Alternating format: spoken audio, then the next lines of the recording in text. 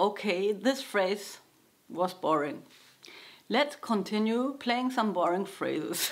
Hey dear people, today I want to talk about improvisation. This video is also completely improvised. I don't have a script, but I have some thoughts about improvising that I want to share because I see a lot of people struggling with improvisation.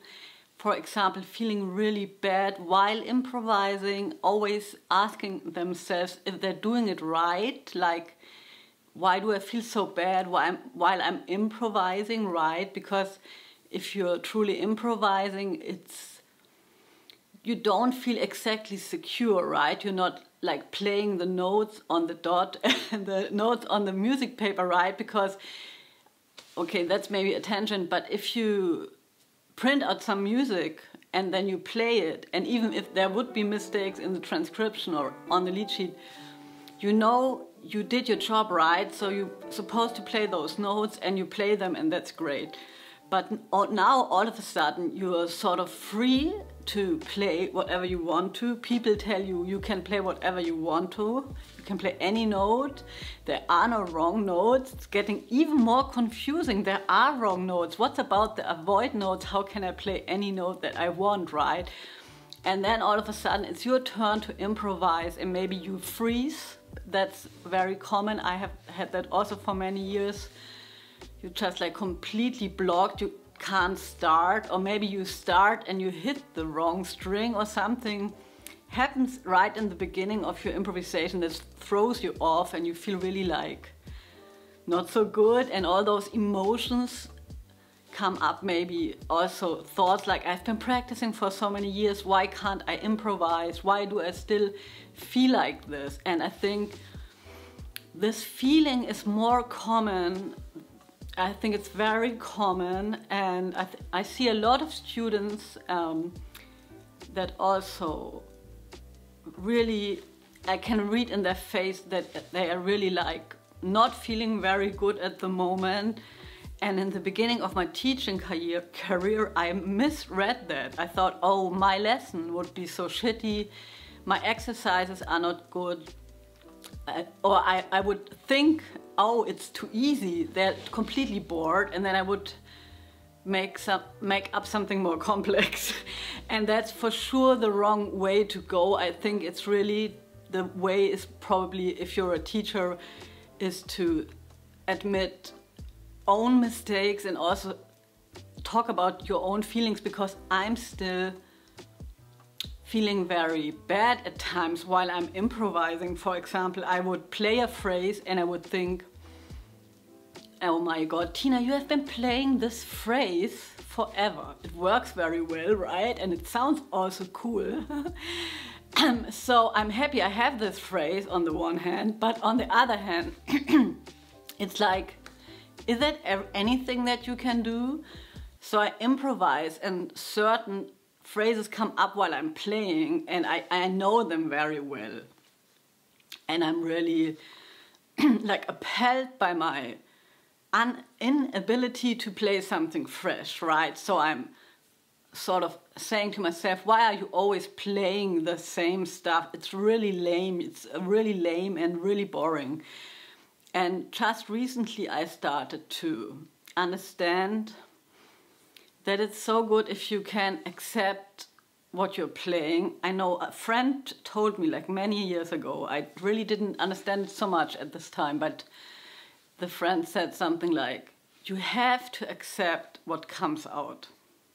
So whatever you play, you have to accept what comes out. And this was impossible for me, and that led also to a way of playing of very like short phrases and interrupting myself sort of, because I felt everything I played was not good, and restarting in the solo again. And now that I'm a little older and a little wiser, I finally understand that it's also okay to play something that I don't like in the moment, and that it is so important to just accept it, right? And so I'm playing something and I'm still thinking like, oh, I hate this phrase, or for how many times do I have I been playing it? But then I catch myself and I think, oh, negative thoughts. But I also try to think like, that's okay. I have been playing like this forever, right? The way you practice, the way you play, and I'm accepting that those thoughts come up because I can't reprogram myself in like 1 year if I have been feeling like this for a very long time. But I'm not angry at myself anymore. And in the meanwhile, I think like, okay, this phrase was boring. Let's continue playing some boring phrases. And also sometimes I think, oh, it doesn't matter if it wasn't so what I expected or it wasn't hip. I know if I relax into the situation, the good stuff is going to come out. And it's really true. And I think one maybe mistake that many of us make, myself included, is that we sit down with the guitar and we start to improvise and we sort of expect immediately to sound great. We don't give ourselves any warm-up or time to get into it. And also time to get into the form of the specific song that we are practicing. And I like to call or say to my students, we have to awaken the beast. The beast is the song. And it's really important to understand or to respect every song. We might come to the conclusion, because of all the 251s and the functional theory and everything we learn and we can analyze, we think, so this is another song, but it has here a 251 there and a 4 minor there. We recognize all those like different chords, but still it's a specific tune with a specific melody. And if you treat it like this, I'm going to show you how I would practice a tune or how I would awaken the beast, then it's a whole other ball game, right? So sort of, first of all, I really like to think about a tune as a tune. It's a song with a melody and not a bunch of chords that I'm projecting my licks on, right? But I'm really wanting to play this particular song. And sometimes also people come to a conclusion that a song is easy because it has only 251s in major or whatever, because it's easy to understand. It doesn't necessarily mean that it is easy to play. And there are lots of other things going on that maybe we can't realize by only looking on the page, like harmonic rhythms, right? Harmonic rhythms, that means where can you rest? Where can a phrase land? And it can land in a lot of places. It doesn't always land on the 1 in a 251. It can land on the 2. It can land pretty much everywhere. And if we want to understand like it feels to play a song, we have to play the song and we need to know the chords by heart. This is really the first step. And then we can go and play a line over it. But if we only analyze it and we have like assumptions, you know, like expectations, like prejudices for the song, how it's going to sound, before we even play it, that can be tough, because maybe it doesn't sound the way we expected it to be. And that just always brings us back to listening to music, listen to music, maybe try to hear the song while you're listening. And then just understand that, you know, we all might think if we reach a certain level of proficiency, right? If we just could play like Tina Jekyll, whatever that means, then we would be happy, right? It's not how it works, right? It's really always thinking about the goals, and then if you achieve a goal, then you would be happy. It's not true, right? And it's much more about enjoying the process, and it's also very, very much about the little things. So you can start with one chord. Like, let's start with a C major chord, right? So we have the C major chord, and that's a sound. And we know we can play the C major scale.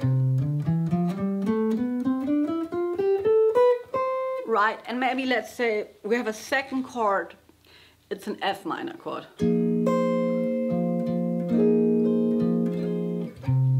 Like the 4 minor, and I would just like start and record those two chords.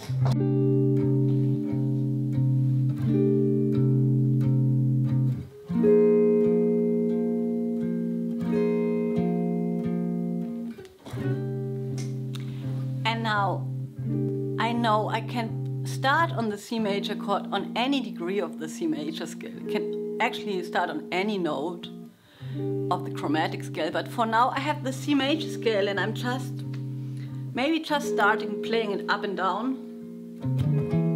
Sorry.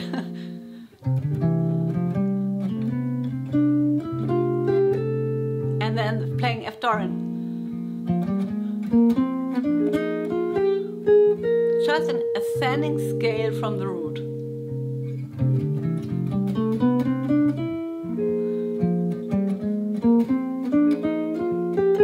And maybe descend.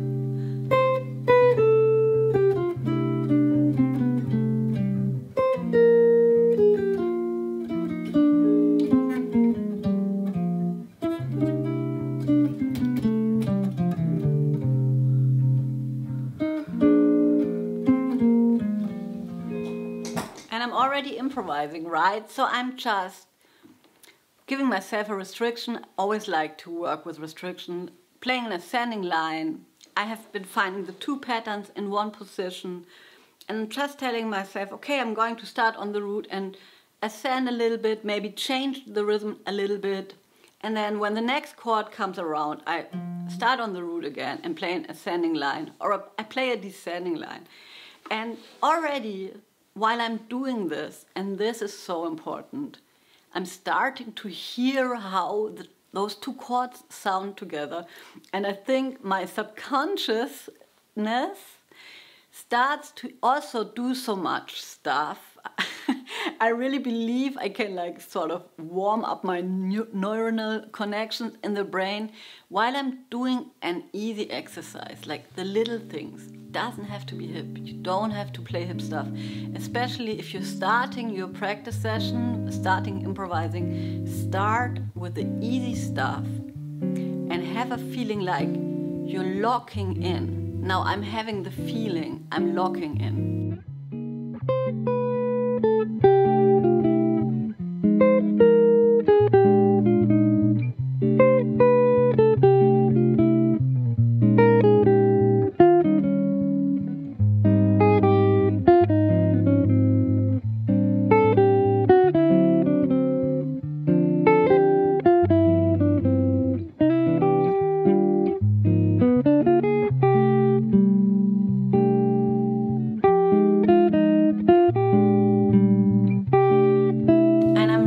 Simplifying stuff while I'm going along as well. So I'm thinking C major, I'm thinking F Dorian over the F minor and the B flat, and also the end, right? This turnaround, C major, E flat major, A flat major, D flat major. I'm just thinking C major, G7, right?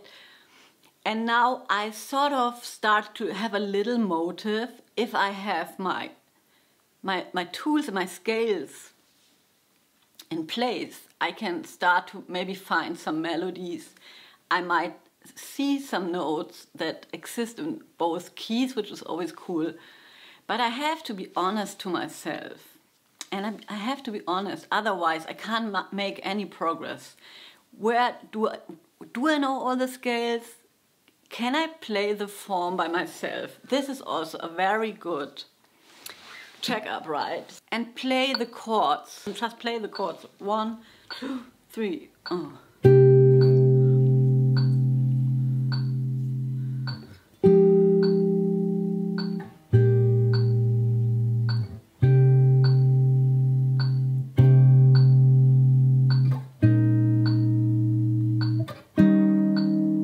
I'm really trying to have a good timing. It's not a boring exercise. It's my foundation, right? And then I start improvising but really very reduced, rude,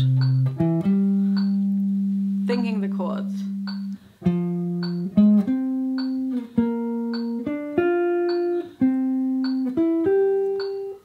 I'm helping myself know where I am. Sorry. A flat, A minor,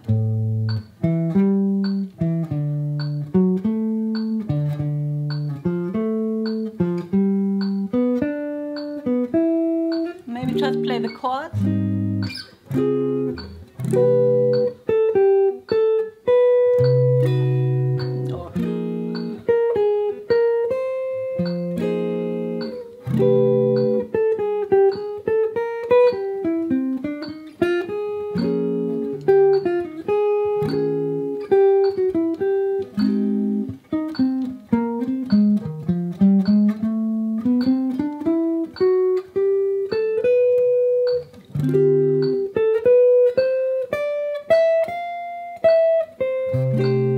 Okay, so basically I have been warming up myself and I can feel the form and now I'm ready to go. Maybe we never feel really ready to improvise. So the thing with the improvisation is we might never feel ready to improvise, and there will always be more exercises and more things to learn because it's really endless, right? But I think only and only when you play with other people, or maybe also take lessons with a teacher, you will understand what you really need to work on. And I have an analogy, which is a little stupid, but I started working out lately, right? Just like I'm doing some weightlifting because that's really good for my back with the guitar. The guitar's heavy and I need to have some sort of strength. But what I do is I actually take a trainer lesson every now and then, and I just invest those 50 euros in having a trainer lesson because I have all those, like, you know, machines in this studio that I don't know because I don't know nothing about it, and I could sit down and use them. It's really interesting how that translates to jazz guitar playing, right? And then I would use them. Maybe I watch some YouTube videos and I would think, okay, I have to do this with my arm. I might have to do so many repetitions, but I will have this feeling in my gut, at least that's how I am, that maybe I'm not doing it right. And this will so much destroy my motivation because I want to learn it and I want to be healthy and fit and everything. But if I'm repeating those exercises and I'm not sure if it's right, it's not so much joy in it. So you have to make sure that you get some feedback somewhere, somehow, right? It can be a teacher or group lesson or whatever it is, but it has to be that somebody is talking to you, or if you're going on a jam session and you realize it didn't work out what you're doing, and then maybe you understand what you have to work out on. Otherwise, you're always going to live sort of in a bubble. And that's okay too. I think with YouTube and all those videos and online classes, it's very easy to live in a bubble, to buy a new guitar and watch the next online course. But just don't be disappointed if you're might not be making the progress that you want. Maybe you are happy in your room, but this feeling of going outside and meeting with other people and is so different, and there's some stuff that we only learn when we do this. And I know it's a pain in the ass, and I can tell you I've been going out forever and I haven't been going out lately so much anymore. And sometimes I feel like I can't play. And it's all in my head, right? But I feel like I can't play, and that always comes from not playing, like live music, right? And then I go on a session or I play a concert, like I played a concert 1 month ago, and I feel how everything is coming in alive, sort of. And I think we really have to understand that music is the thing that we want to do, and that's also the thing that we need to do, to be happy, I guess, you know, and all this thinking and practicing on your own or on my own, it's good and it's important, but it has to have this like backlash of a real world, right? Otherwise, it might always be feeling a little strange. Just go and do it. You probably will never feel ready for it. But if you still do it and if you accept failure, right? And I think that's really, failure is where we learn from.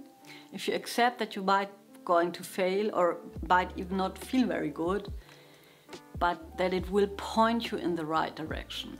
And this you can only get when you give yourself the chance to experience failure. Hope you're all doing good. See you around. Bye.